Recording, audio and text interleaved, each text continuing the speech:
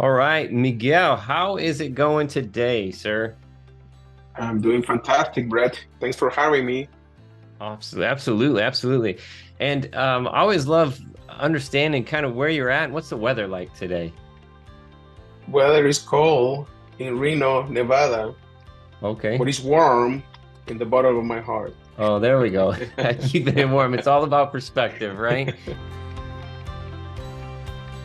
Give us a little bit of perspective on where you're at in your medical career, kind of where you started and where you're at now, Miguel. Yeah, totally. I am internal medicine by training. I have dedicated my career to hospital medicine, so I'm a hospitalist. Um, I did different leadership roles in medicine, from medical director to regional medical director, and I got burned out in the process to the extent that I have to basically click a restart button and start focusing more on my personal goals, financial goals, and I shift my career from that leadership track I was heading towards to kind of build my own career according to my values and my preference. And that led me to kind of reduce my clinical work, took care of my finances, and start investing in real estate, among others. And that's how I came across coaching. I have a few coaches that helped me to get through the bottom of my burnout.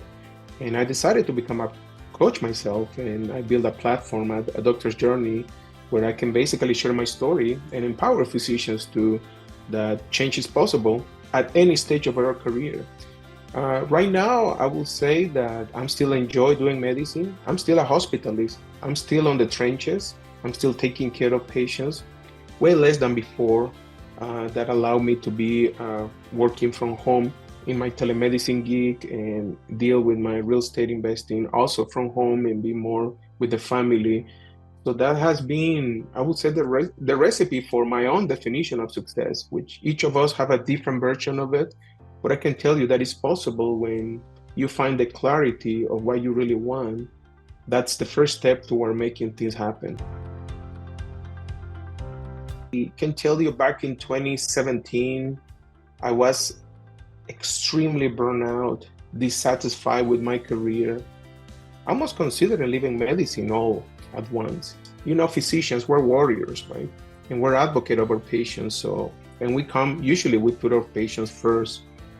And I'm actually working on a presentation for next year where I'm going to touch base on what I call the patient fallacy, the patient comes first fallacy, because if you don't take care of yourself, you won't take care of your patients. And to tell you the truth, when I reflect back, um, one of my values is freedom.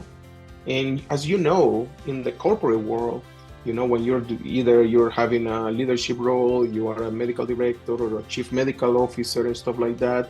Of course, freedom is one of the trade-offs, and I have nothing against that, you know. And I know that people love, and I empower people to get and step up in the ladder because I think we need physicians in leadership roles. But on the flip side, you need to really understand that that's aligned with your core values.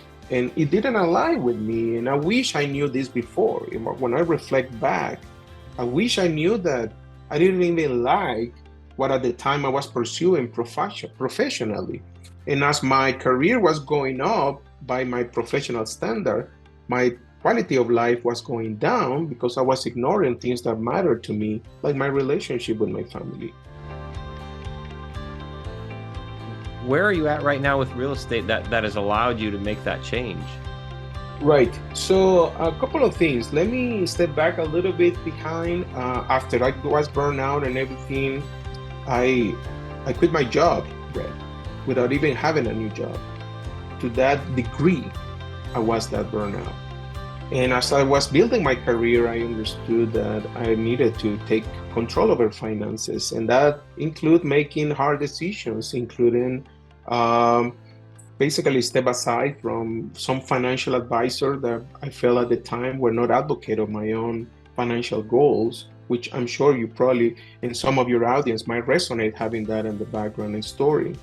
So I spent a lot of time, nearly a sabbatical man, I read a lot of books about investing, about retirement, and I took full control of my finances. And I designed my financial plan. And at the time, I focused on my investment plan through my retirement accounts. And that's when I came across the real estate. Right now, my real estate portfolio has grew almost 30% of my total assets. And that's just in, I would say, around I would say 3.5 years since I first started my journey in real estate.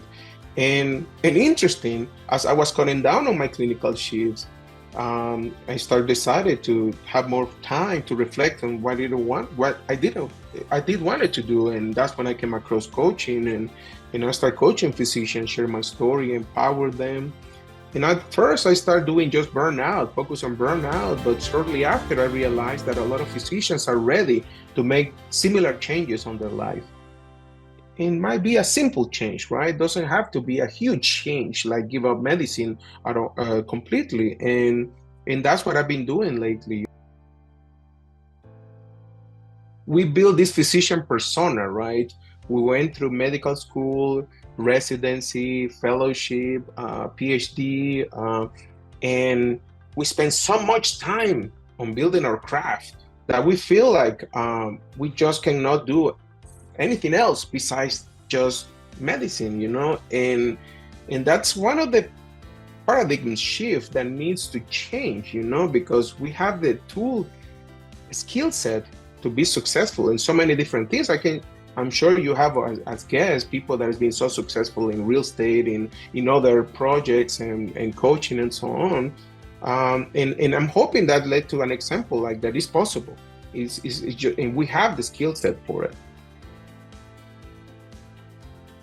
The worse you feel your burnout symptoms, the more help you need to get, like ASAP.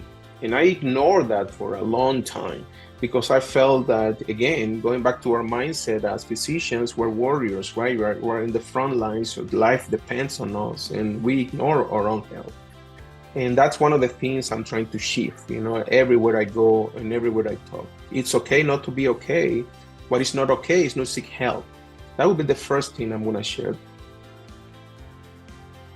If you could look back, say 10 years, Miguel, and set beside someone who was maybe on that same path as you, what's something that you would tell them that you would think that would change their life in a positive way? Yeah. Couple of things I will say. Of course, talking about finances, start as early as possible. And I didn't have that opportunity. I started late. I'm a late learning, I will say that in the financial world, but you can start at any stage of your career and you still will find a way to catch up.